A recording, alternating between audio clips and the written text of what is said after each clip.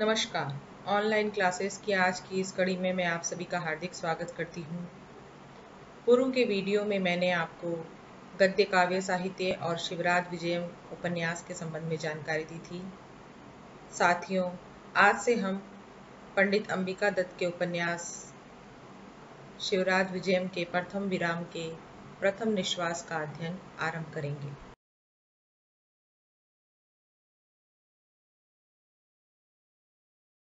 साहित्य जगत में किसी भी ग्रंथ की निर्विघ्न समाप्ति के लिए ग्रंथ के आरंभ में ईश वंदना की परंपरा रही है। इसी परंपरा का निर्वहन करते हुए व्यास जी ने भी इस ग्रंथ के प्रारंभ में भागवत से 2 पंक्तियां मंगलाचरण के रूप में संकलित की है। इसमें प्रथम पंक्ति है, विष्णुर माया भगवती यया सम्मोहितम जगत। यह पंक्ति भागवत के दशम स्कंद से ली गई है। इसमें सबसे पहले विष्णु पद का प्रयोग किया गया है। इससे प्रतीत होता है कि इसके अंतर्गत भगवान विष्णु की स्तुति की गई है और कहा गया है कि विष्णुर माया भगवती, अर्थात हे भगवान विष्णु, आपकी लीला अपरंपार है। यया सम्मोहितम जगत, जिसके द्वारा यह जगत सम्मोहित कर लिया गया है। अर्थात भगवान विष्णु ने अपनी लीलाओं से इस संपूर्ण चराचर जगत को मोह माया के बंधन में बांध रखा है।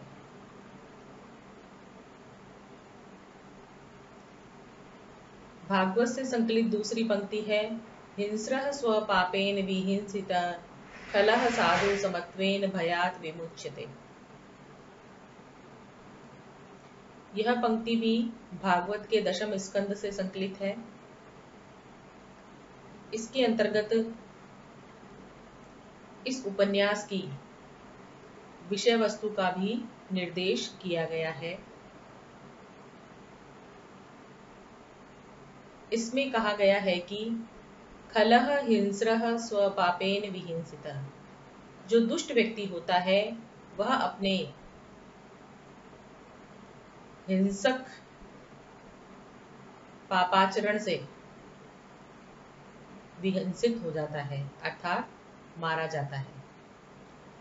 साधु समत्वेन भयात् विमुच्यते, और जो सज्जन व्यक्ति होता है वह समत्वमय भाव से, भय से विमुक्त रहता है। अर्थात जो दुष्ट व्यक्ति होता है वह अपने स्वयं के द्वारा किए गए पापों के कारण ही नष्ट हो जाता है, परंतु जो सज्जन व्यक्ति होता है वह राग द्वेष आदि से रहित होता है। इसी कारण से वह भय मुक्त रह करके स्वतः ही रक्षित हो जाता है। शिवराज विजयम उपन्यास के परिप्रेक्ष्य में इस पंक्ति का अर्थ है कि पापाचरण के कारण दुष्ट यवन शासक भी विनाश को प्राप्त हुआ और राग द्वेष आदि से रहित समत्वमय आचरण के कारण छत्रपति शिवाजी विजय को प्राप्त हुए।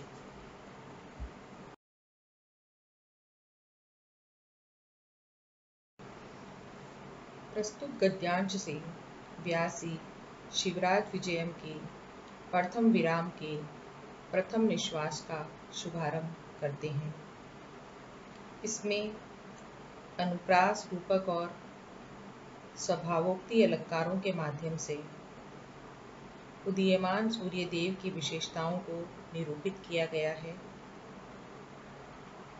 भारतीय संस्कृति में दिन के आरंभ में उदित होते हुए सूर्य का वंदन करने की परंपरा है, क्योंकि ऐसा करने से दिन मंगलकारी होता है। व्यास जी ने भी अपने उपन्यास के आरंभ में उदित होते हुए सूर्य देव की वंदना की है। ऐसा करने से उनका यह उपन्यास भी लोक कल्याणकारी होगा, ऐसी उनकी श्रद्धा या भावना रही होगी। इस गद्यांश में अरुण से लेकर के इनश्च दिनस्य तक रूपक अलंकार की छटाओं के माध्यम से उदित होते हुए सूर्यदेव की विशेषताओं का वर्णन किया गया है। उसके बाद अयमेव अहोरात्रम, यहाँ से स्वभावोक्ति अलंकार के माध्यम से सूर्यदेव की विशेषताओं का और उनके कार्यों का वर्णन किया गया है। व्यास जी इस गद्यांश में कहते हैं कि अरुण ऐष प्रकाशः पूर्वस्यां भगवतो मरीचि मालिन। रश्मियों के स्वामी भगवान सूर्य का पूर्व दिशा में यह रक्त प्रकाश है, यह लालिमा है।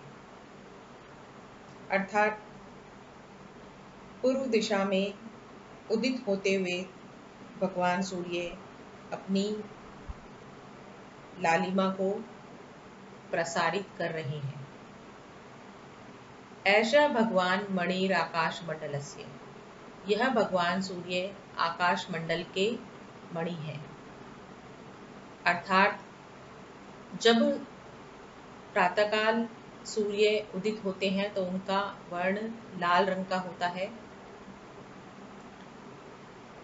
उस समय ये एक रक्तमणि के समान आकाश मंडल में सुशोभित होते हैं।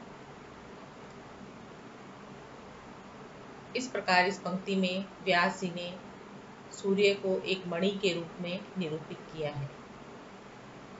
चक्रवर्ती खेचर चक्रस्य,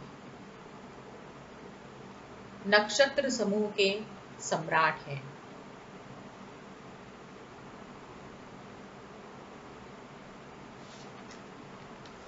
नक्षत्र 9 हैं। इन 9 नक्षत्रों के स्वामी सूर्यदेव हैं। जिस प्रकार एक राजा स्वाश्रित प्रजा का पालन करता है, ठीक उसी प्रकार सूर्यदेव भी स्वाश्रित इन 9 ग्रहों को अपने प्रकाश से प्रकाशित करते हैं। इसी कारण से इनको नक्षत्रों का स्वामी कहा गया है। कुंडलम आखंडल दिशः, इंद्र की दिशा के कुंडल है। इंद्र की दिशा पूर्व दिशा होती है। यहाँ पर पूर्व दिशा को एक नायिका के रूप में निरूपित किया है और उसके कर्णों का आभूषण भगवान सूर्यदेव को बनाया है, क्योंकि कुंडल भी गोल होता है और भगवान सूर्य भी गोल है। इस प्रकार इस पंक्ति में भगवान सूर्य को पूर्व दिशा रूपी नायिका के कर्णों का कुंडल कहा है। दीप को ब्रह्मांड भांडस्य, ब्रह्मांड रूपी भांड के दीपक हैं। यहाँ पर ब्रह्मांड को एक घर के रूप में और सूर्य को दीपक के रूप में निरूपित किया है। जिस प्रकार रात्रि के अंधकार को दूर करने के लिए घर में दीपक जलाया जाता है, जिससे सभी वस्तुएं दृश्यमान हो जाती हैं, ठीक उसी प्रकार रात्रि के अंधकार को दूर करके सूर्योदय होता है, जिससे संपूर्ण चराचर जगत की वस्तुएं दृश्यमान हो जाती हैं। इस प्रकार भगवान सूरज को ब्रह्मांड का दीपक कहा गया है। प्रेयान पुनरीक पटलस्य, यह भगवान सूर्य कमल समूह के प्रेमी हैं, प्रेम पात्र हैं। जिस प्रकार विरह से व्याकुल नायिका अपने प्रियतम को देख करके ही प्रफुल्लित हो जाती है, ठीक उसी प्रकार उदित होते हुए सूर्य को देख करके कमल समूह विकसित हो जाता है, प्रफुल्लित हो जाता है। इसी कारण से सूर्यदेव कमल समूह के प्रेमी हैं, प्रेम पात्र हैं। शोक विमोकः कोकलोकस्य। भगवान सूर्य चक्रवाक समूह के शोक को विमुक्त करने वाले हैं। चक्रवाक एक पक्षी विशेष है। यह प्रेमी युगल जो चकवा और चकवी होते हैं, ये रात्रि में वियुक्त हो जाते हैं। पूरी रात दोनों विरह के शोक से संतप्त रहते हैं और रात्रि के व्यतीत होने का इंतजार करते हैं। प्रातः काल जब सूर्योदय होता है तो इस चक्रवाक युगल का परस्पर मिलन होता है और ये अपने रात्रिकालीन विरहावस्था के शोक से मुक्त हो जाते हैं। इस प्रकार चक्रवाक युगल के मिलन का पुनीत कार्य भगवान सूर्य के द्वारा ही संपादित किया जाता है। अवलंबो रोलंब कदम्बस्य।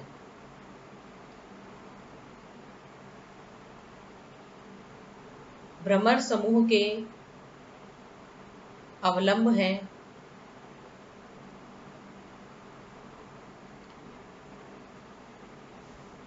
किस प्रकार से अवलंब है? रात्रि में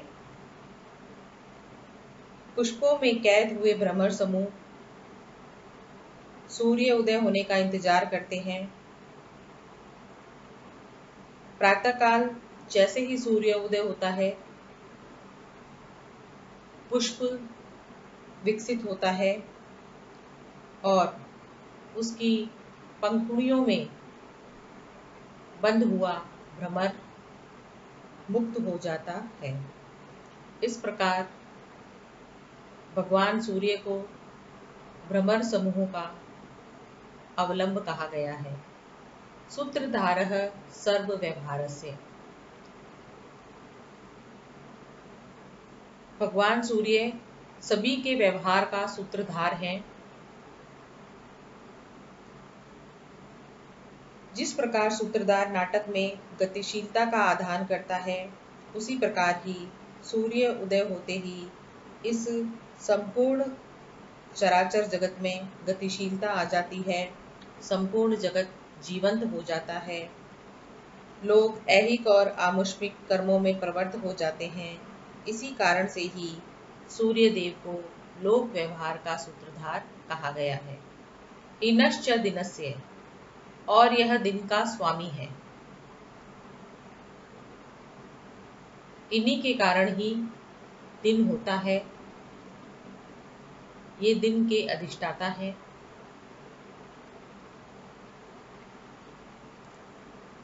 इस प्रकार रूपक अलंकार की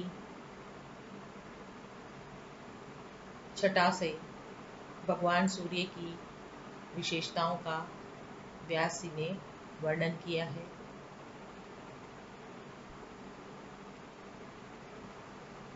अयमेव अहोरात्रम जनयति। यह सूर्य देव ही दिन और रात के जनक हैं। अर्थात सूर्य देव की दैनिक गति के कारण ही दिन और रात होते हैं। अयमेव वत्सरम द्वादशसु भागेषु विभनक्ति। ये ही वर्ष को 12 भागों में बांटते हैं। अर्थात इन्हीं के कारण ही वर्ष में 12 महीने होते हैं। चैत्र, वैशाख, जेठ, आषाढ़, श्रावण, भाद्रपद, अश्विन, कार्तिक, मार्गशीर्ष, पौष, माघ और फाल्गुन। अयमेव कारणम षण्णाम ऋतूनाम। यही 6 ऋतुओं के कारण है। अर्थात सूर्य देव की वार्षिक गति के कारण ही 6 ऋतुओं सर्दी, गर्मी, वर्षा हेमंत, शिशिर और वसंत का इस लोक में आगमन होता है। ऐश एवांगी करोति उत्तरम दक्षिणम चायनम। यही उत्तर और दक्षिण के मार्ग को अंगीकार करते हैं, अर्थात इन्हीं के कारण ही उत्तरायण और दक्षिणायन को अंगीकार किया जाता है। अनेनैव संपादिता युग भेदा, इन्होंने ही युग भेद को संपादित किया है, अर्थात इन्हीं के कारण ही सतयुग, त्रेता युग, द्वापर युग और कलयुग का विभाग किया गया है। अनेनैव कृता कल्प भेदा, इनके द्वारा ही कल्प का भेद किया गया है, अर्थात इन्होंने ही ब्रह्मा के दिन को बनाया है। एनामेव आश्रित्य भवति परमेष्ठिना परार्ध संख्यया, इनके ही आश्रय से ब्रह्मा की अंतिम संख्या होती है, अर्थात भगवान सूर्य देव के आश्रय से ही ब्रह्मा की सबसे बड़ी और अंतिम संख्या पूर्ण होती है। असावेव चरकर्ति बरभरति जरहर्ति च जगत, यही बार बार इस सृष्टि की रचना करते हैं, पालन करते हैं और संहार करते हैं, अर्थात भगवान सूर्य देव ही सृष्टि के रचनाकार, पालनहार और नाश करता है। जगत वेदा एतस्य वंदिनः, वेद इसी की ही वंदना करते हैं, अर्थात वेदों में सूर्य देव की महिमा का भी वर्णन किया गया है। गायत्री अमुमेव गायति, गायत्री मंत्र में इन्हीं का ही गुणगान किया गया है। गायत्री मंत्र है ओम भूर्भुवस्वः तत्सवितुर्वरेण्यं भर्गो देवस्य धीमहि धियो यो न प्रचोदयात्। इस मंत्र में जो सवितु पद आया है वह भगवान सूर्य के लिए ही है। इस प्रकार गायत्री मंत्र में सूर्य देव की ही स्तुति की गई है। ब्रह्मनिष्ठा ब्राह्मणाः अमुम एव अहर अहर उपतिष्ठन्ते, वेदों में पारंगत ब्राह्मण दिन रात इस सूर्य देव की ही उपासना करते हैं।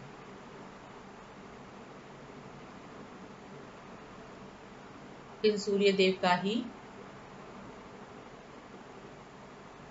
स्तवन करते हैं।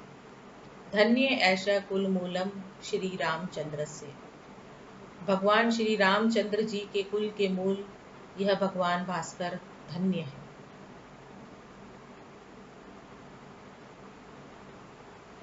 अर्थात भगवान श्री राम सूर्यवंशी थे। प्रणम्य ऐशा विश्वेशाम, ये विश्व के प्रणाम के योग्य हैं।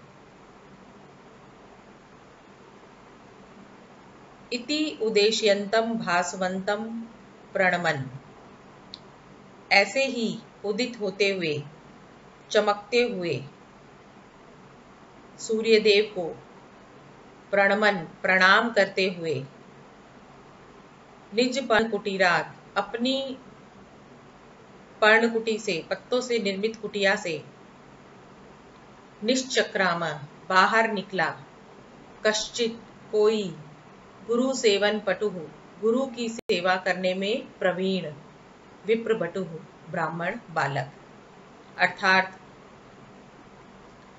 संपूर्ण विश्व के द्वारा प्रणाम करने के योग्य इस सूर्य देव को प्रणाम करते हुए कोई ब्राह्मण ब्रह्मचारी जो कि गुरु की सेवा में कुशल था, अपनी कुटिया से बाहर निकला।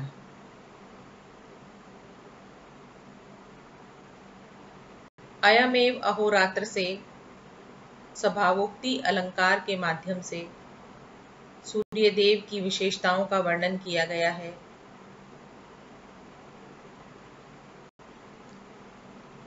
इसमें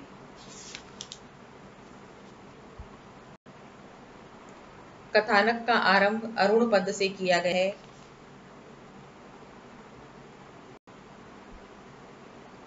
जो कि मंगल सूचक शब्द है, क्योंकि भगवान सूर्य का रक्त प्रकाश लोक कल्याणकारी होता है। इस गद्यांश में भगवान सूर्य को सृष्टि का उत्पादक, पालक और विनाशक बताया गया है। उन्हें काल, कल्प, युग, मास, अयन आदि का विभाग कर्ता भी कहा गया है।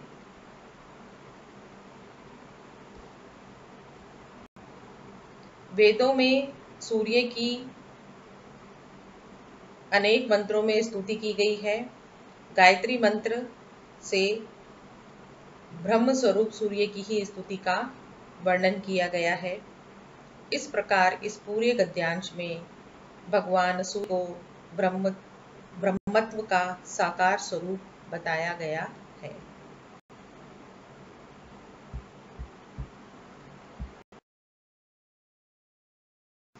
गुरु की सेवा में प्रवीण ब्राह्मण बालक जब अपनी कुटिया से बाहर आता है तो देखता है कि ब्रह्म मुहूर्त का पुण्यकाल व्यतीत हो गया है और सूर्योदय हो गया है। इसी पर वह खेद व्यक्त करते हुए कहता है कि अहो चीर रात्राय सुप्तो अहम, अरे मैं बहुत देर तक सोता रहा। स्वप्न जाल पर तंत्रेणैव महान पुण्यमय समयो अति वाहित। स्वप्न जाल के अधीन होकर के ही मैंने महान पुण्यमय ब्रह्म मुहूर्त के समय को व्यतीत कर दिया, गंवा दिया।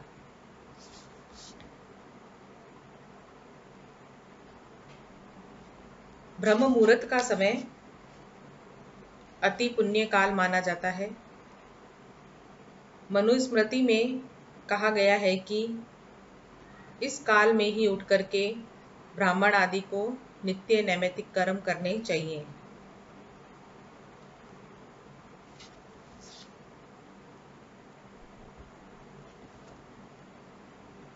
ब्रह्मचारी भी ब्राह्मण है, परंतु स्वप्न रूपी जाल के अधीन होकर के उसने ब्रह्म मुहूर्त के समय में उठने के अवसर को गंवा दिया है, जिसका उसे बहुत ही खेद है। संध्योपासन समयो अयम अस्मद गुरु चरणानाम।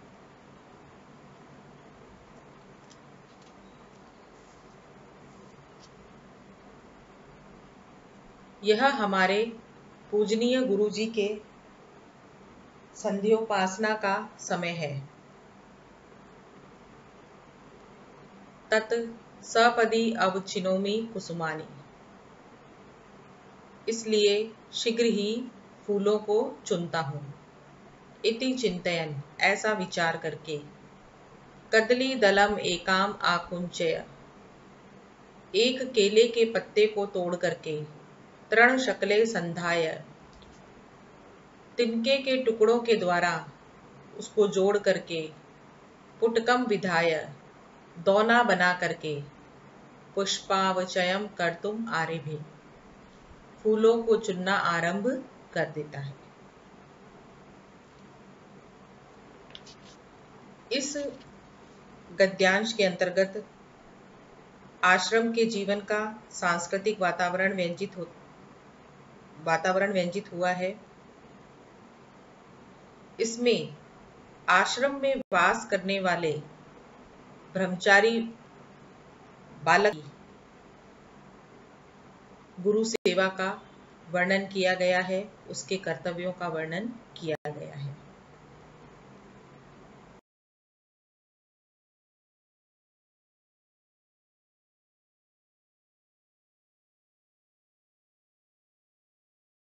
प्रस्तुत गद्यांश में व्यास जी ने ब्रह्मचारी की आकृति का सुंदर चित्रण किया है। इसी क्रम में वे कहते हैं कि बटु रसो आकृतया सुंदर, यह ब्रह्मचारी आकृति से सुंदर था। वर्णेन गौरह, रंग से गोरा था। जटावीर ब्रह्मचारी, जटाओं से ब्रह्मचारी प्रतीत होता था। वयसा 16 वर्ष देशीय, आयु से 16 वर्ष का था।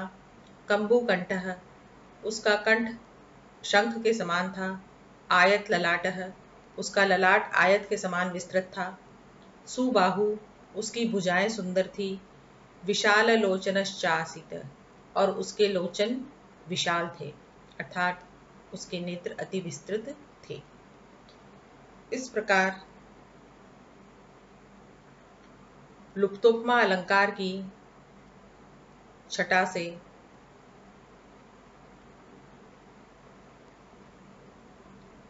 व्यास जी ने ब्राह्मण बालक की आकृति का सुंदर वर्णन किया है। कंबु कंठ, इसमें लुप्तोपमा अलंकार है, क्योंकि बटु के कंठ को शंख के समान बताया है, परंतु उपमावाचक शब्द का इसमें प्रयोग नहीं किया गया है, अतः यहाँ पर लुप्तोपमा अलंकार है।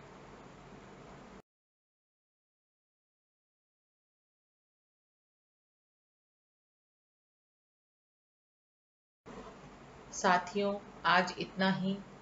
अब मैं अपनी वाणी को यहीं विराम देती हूँ। आपने अपना अमूल्य समय हमें दिया, इसके लिए बहुत बहुत धन्यवाद।